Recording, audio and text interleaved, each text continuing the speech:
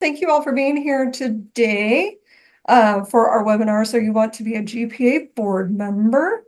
Joining me today is Mike Chamberlain, CEO for GPA, and Laura Gore, who is a current board member, but her term limit expires at the end of this year. So we're sorry that she has to roll off, but that gives an opportunity for some of you all to hopefully join the board on that. So we're going to talk about what it takes to be a GPA board member, some of the requirements, and then also some of the information that is usually helpful as you're thinking about joining the board. Feel free to drop questions at any time into the chat box, but we'll have plenty of time also at the end to answer any questions for you. So with that, we're going to go ahead and get started. There we go. Okay, so eligibility requirements for you. So this is based on our bylaws, as specifically outlined there for you. There's just a few requirements to be a board member, and one of them is that you have to be a member of GPA for at least a minimum of 2 years prior to your nomination, and you have been paid during that time. So if you received a scholarship that is considered paid, so not necessarily that you had to pay, but that your membership has been in good standing for those 2 years. You also have to demonstrate some previous involvement in GPA or one of our affiliates. So that could be having a leadership position as a board member for GPCI or GPF, presenting at a conference, serving as a chapter officer, just some sort of previous experience in other nonprofit organizations is desirable as well. Then if you are elected, you must remain a member in good standing. You have to abide by our code of ethics. We do have a letter of assurances that you have to be willing to sign. And then those last two, you just be able to conduct all the work that is required of a board member, as well as help us be the authority in the grant field. So nothing too outstanding, too hard. Really, it's those two things to become a board member, of being a member for at least 2 years in good standing, and then the previous involvement in GPA. Now I'm going to turn this over to Mike and Laura to talk from here. Sure. So in terms of time commitment, in general, most years there are 3 in-person board meeting gatherings, and those are in different cities across the country. Some of it may depend on kind of where a lot of the board members might be centrally located or that sort of thing, or some of the meetings are, like the February meeting is usually in the location where our November conference will be. And so you would plan on 3 of those in-person gatherings each year. And usually we try to schedule those as the board meeting is all day Friday and half day Saturday. And so you would need to travel in on Thursday and generally travel out back home Saturday afternoon or evening. And so just take into account the travel time related to that commitment. And then sometimes there might be another board call by Zoom or special called meetings or that kind of thing, but those are more rare. And then in terms of preparing for those board meetings, we receive about a week in advance of those meetings a PDF package of our board agenda and materials. And so we're all expected to read and be prepared to know what's in those packets, have read all the committee reports and know what's going on, have given some advanced thought to the topics and issues that will be on our agenda so that we can be helpful and present during those meetings. So that prep takes, 8 to 10 hours, kind of depending on what is in that package. And then you may also be helping your committee chair that you are the liaison to prepare or review agenda items that your committee might want to send to the board and committee reports and that sort of thing. So each board member serves as a liaison to at least one committee. And that can be about 3 hours per month, just depending on what's going on with that committee and what type of work you're doing. And then if you're ultimately a board officer, then that, of course, is additional time for executive committee meetings or additional work that group does. So I'll talk about some of the financial costs. So the first is that GPA covers your flight and hotel to those in-person board meetings that Laura mentioned before. So we do cover that. Also cover your meals during the meetings. Most of the times those are group meals together, but we do cover travel-related expenses for your meals. In addition to that, we do include registration and accommodations for the Grant Summit as well. One of the things Laura mentioned is that we do have the board meeting prior to the Grant Summit. This year we're in Denver, but we'll have the board meeting prior to the Grant Summit. But also the expectation is that you as a board member would be engaged and involved throughout the Grant Summit, representing GPA, being engaged with members, and engaged in basically throughout the conference. And lastly, many of you that have served on nonprofit boards or served on other nonprofit boards know that there may be a donation requirement. There is no donation requirement for service on the GPA board. As Laura said, there's a lot of work that you do put in on behalf of GPA, but we do not require any type of donation or contribution to be a member of the board. So with that, I will turn it back to Laura to talk about involvement.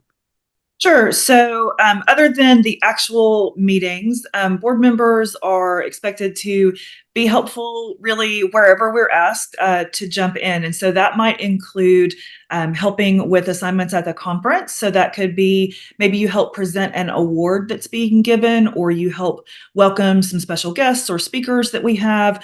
You might help out the GPA staff, handle questions or that sort of thing.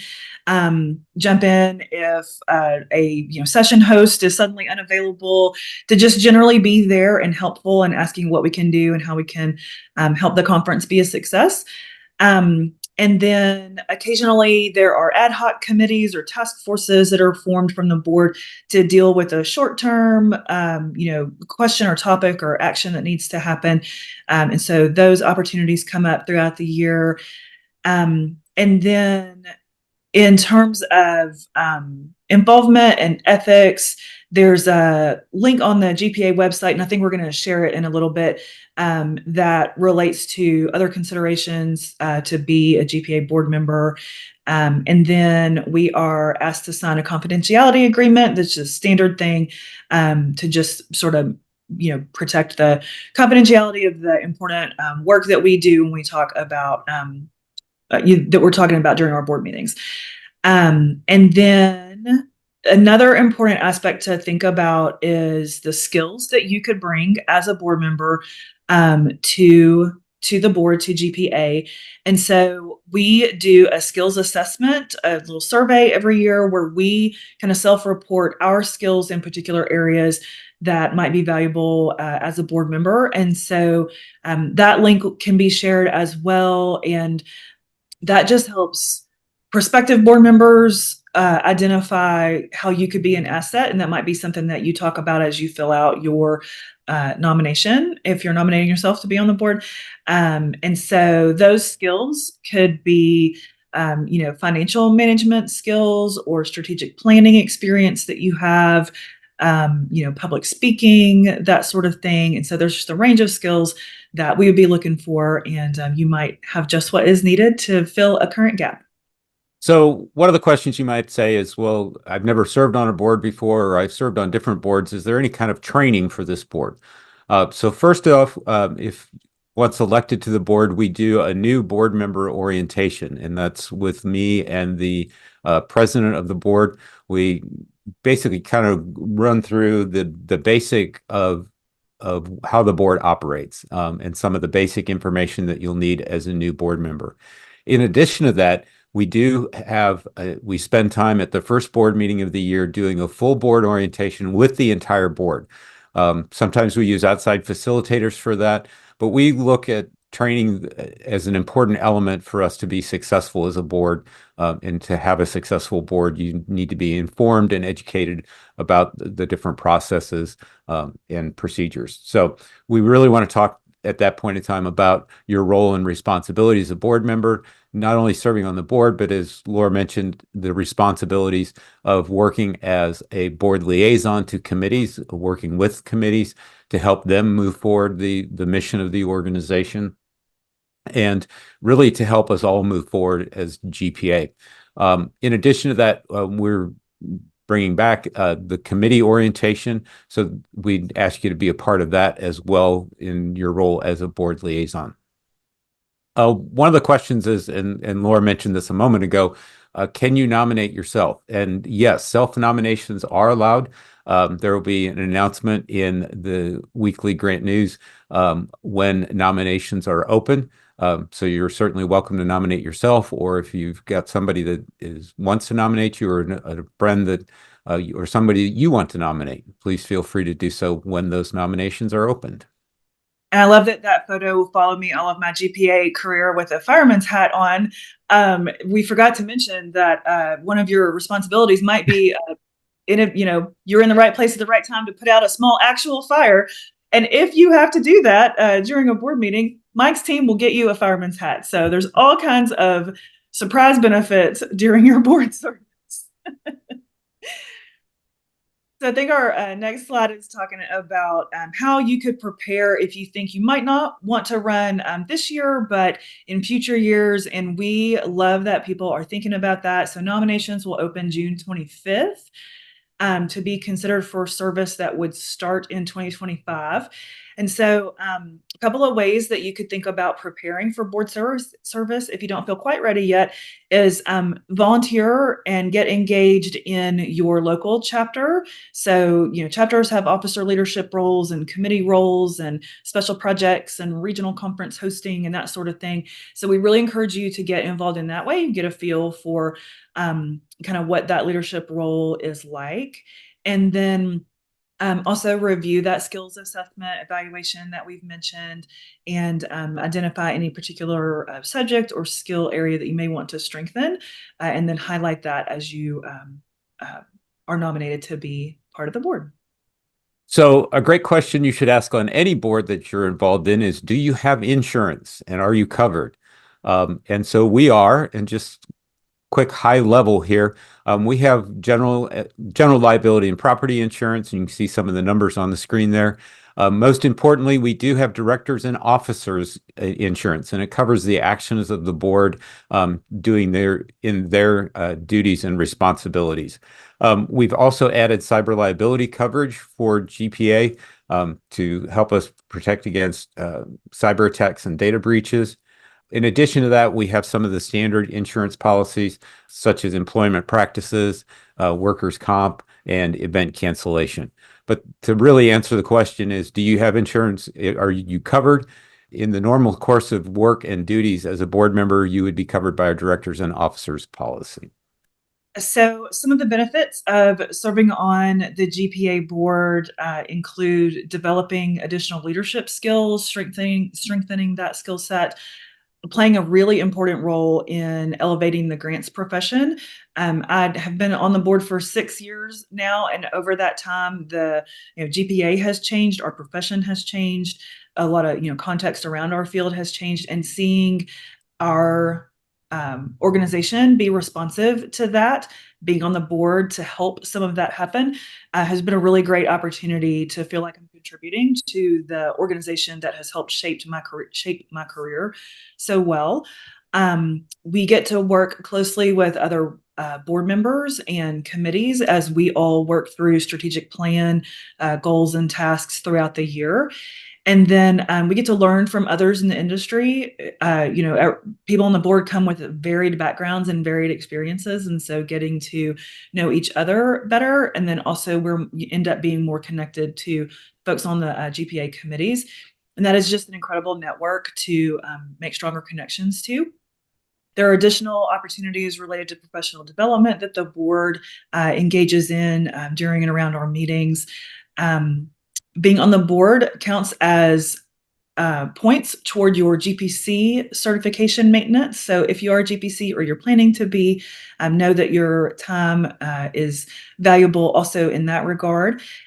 And then you get to represent your chapter or your geographic region in an international organization. I know I'm in the Nashville, Tennessee area, and we have happened to have representation on the GPA board for a really long time of different people who are committee volunteers and have been national board members and that sort of thing. And our chapter is really proud of that. And just our chapter feels like they, have open communication with the GPA board and office. And so that's something that you can, kind of bring to your chapter as well. And, the note at the bottom says, many of us believe that we found our people. And that is so true.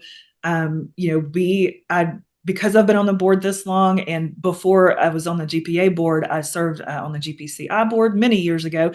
And through all of that board service, I have built connections to people that I know I can call anytime and get help on a current grant that I'm working on, or ask a question about a funder, a strategy about this or that.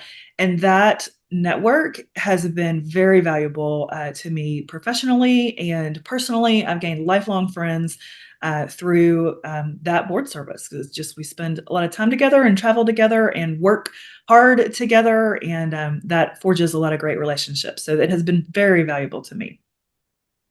And I'll add one thing before we leave this slide, and it kind of fits with the playing a role to improve and elevate the grants profession, but it's an opportunity to provide leadership to the profession. And I think about the statement that the board worked on last year on AI and grants, really being able to be a leader in the profession and leader in the industry.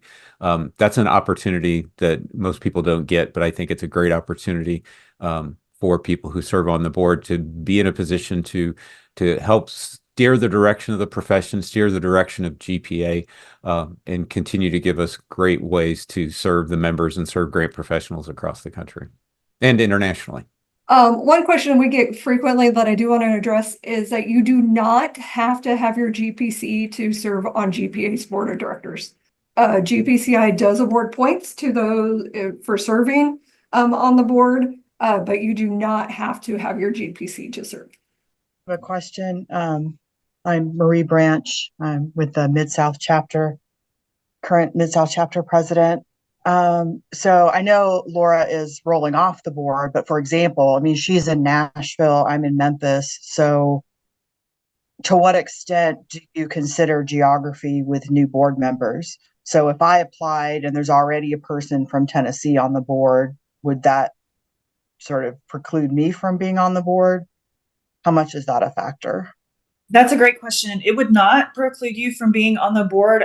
Sometimes, board member terms kind of overlap to some degree. And so there might be a year where we have 2 people from Arizona or 2 people from Tennessee. But then in a future year, somebody rolls off. So there's transition like that. So just in general, no, it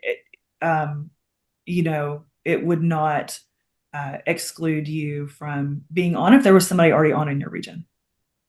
Can you share the details about the board term, and also, and I may have missed that, I'm sorry, but also I'm wondering about the committees, if you can share a little bit more detail about the different committees? Yes, I can speak to term timing. Mike, if you want to pull up a list of committees, I wonder if we could maybe share that. So term timing,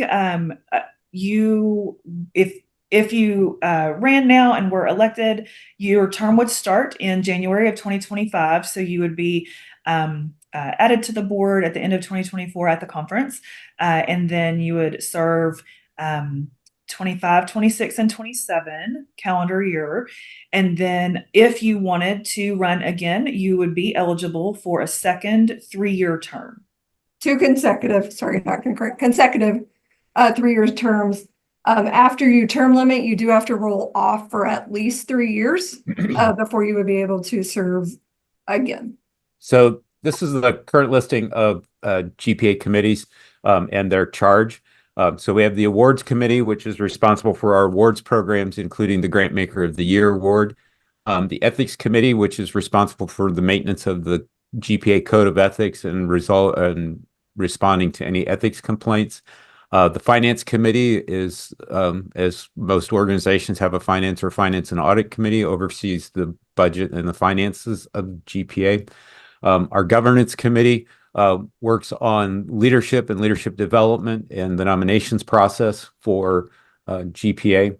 Our Governmental Advocacy Committee, which is a relatively new committee, works with providing resources to GPA and GPA members regarding issues at the federal government level. So most recently, the changes to the Uniform Grants Guidance, which is now called something else by OMB, but that's where our Governmental Advocacy Group was kind of paying attention to what was going on there. The Mentoring Committee is actually going to be sunsetting this year, but then the two other committees are Professional Education, which oversees all of our professional educational components, and then the Publications Committee, which oversees our journal, strategy papers, and the weekly grant news. So that's just a quick rundown on our committees. But I'm happy to answer additional questions, or if you have, about the committees and what that looks like. Barb, when does the nominations period close? Nominations run from June 25th through July 31st this year. And I will share the whole calendar events before we close the webinar today. And then David's question, does the board only meet in full at the 3 meetings, or are there full board virtual meetings throughout the year? The standard process is 3 in-person meetings throughout the year. And then there might be a 4th, full board meeting if there was a special meeting called or a particular topic arose that needed to be addressed before the next one was regularly scheduled. And for those of you who are wondering, Laura is the only one who has to term off the board this year. She has reached her limit. We have 2 other openings. TJ Hansel has served his first term, so he is eligible to run for a second term if he would like. And then Charlie Sagona served a 1-year term this year to fill a vacancy. So he is able to run for his first full term if he would like as well. So there are 3 openings with 2 incumbents if they should choose to run for a second term. So one thing I want to address, if you are considering joining or running for the GPA Board of Directors, we do ask that you sign that you have received our Board of Directors Candidates Handbook when you become a candidate. The information on this is on that webpage that I have shared with you all. But one thing in particular that we're going to call out is the prohibition on campaigning. You're not able to campaign. If you do, you will be disqualified from the election. So I'm not going to read that to you. You guys can read the screen, but that is specifically called out. And we do ask that you do sign and return a page to us saying that you've received the handbook and has seen this prohibition on campaigning. In there, the reason we do this is we want it to be fair for everybody. So all communication about the election comes from GPA HQ, and we share all candidates impartially, and the same amount of information is shared for each of them. Barb, we didn't talk about this, but I do think we should mention this since you were talking about the process of the election process. One of the things that we do ask candidates to be involved with, and it does take a little bit of time in the candidate process, is we do ask the candidates to be available to do some video recording with us to capture some information to share with the membership so the membership can learn about the candidates for the board. So we've modified that over the last couple of years, but we ask for some of your time to do to record some videos, answering some very specific questions, and we'll give you the questions ahead of time, but it's to give the membership an opportunity to get to know the candidates a little bit better before the voting process begins. So here's kind of the overview of the calendar of events. Again, nominations open on July 25th, and they're accepted through the end of, June 25th, accepted through the end of July. That first week of August, you will be notified that you have been nominated. And on August 7th, we will hold a webinar just for those people who have been nominated. to just go into a little bit more detail about being a candidate and what that looks like.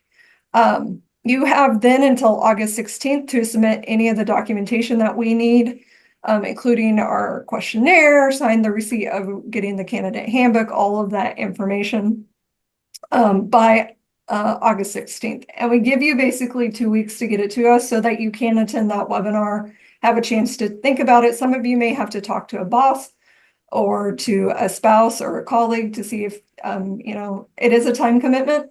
So we want to give you the time to actually think about it, especially if you're nominated by somebody and then you're like, wow, I didn't know I was nominated. Okay, let me see if I do have the time to do this. The governance committee is the group that reviews the information and determines that you do meet those qualifications that we do have to be a candidate. So you'll be notified by August 23rd of your status. So if you do become a candidate, we do ask the week of August 26th through the 30th. That would be when we would record those video snippets with you. I would work with you to find a time to do it. We try and make it quick and easy for you, give you the questions ahead of time so that you can prepare for that. The end of August is when the board will be notified, and then the September 3rd is when we will present the full list of candidates to the GPA membership. September 10th at 1 p.m. Central Time, and I don't have that time on there, but that's when we'll do our one and only Meet the Candidates webinar. If you're available to be on that, that's great. We ask you a few different questions than what we ask in the video snippets. But that is just another opportunity for people to come and ask you questions directly on that. So voting opens September 10th and closes October 15th. So it's a short voting time frame. It's all done electronically through our voting system. Only members are eligible to vote. And then you will be notified by October 22nd. Sorry, you'll be notified before October 22nd because that's when the announcement is made to the membership. This year's trip to Grant Summit is not covered. That is not covered until you are seated. So if you do attend Grant Summit this year, that is on your dime. But we will announce the election results and take the oath of office during the annual meeting on October 31st. I have another question, and I'm sorry, I forgot to introduce myself first time. Hi, I'm Gail Dancy-Heim. I'm with the Greater Cleveland chapter, and I am part of the executive team at Grants Plus.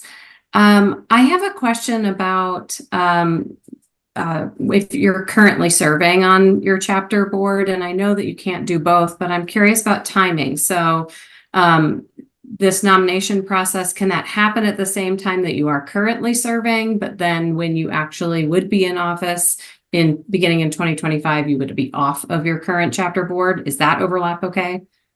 Okay. Yes, you've described it exactly. So during the nomination and election process, you are not currently serving on the GPA board, but say you are serving on your local chapter board, absolutely. That we just ask you to end that service before you start service on the GPA board, which would officially start on January 1 of 2025. Thank you so much. Mm-hmm. A great question in the chat there from Olivia. Are we able to reach out to current board members with questions we may think of after this webinar?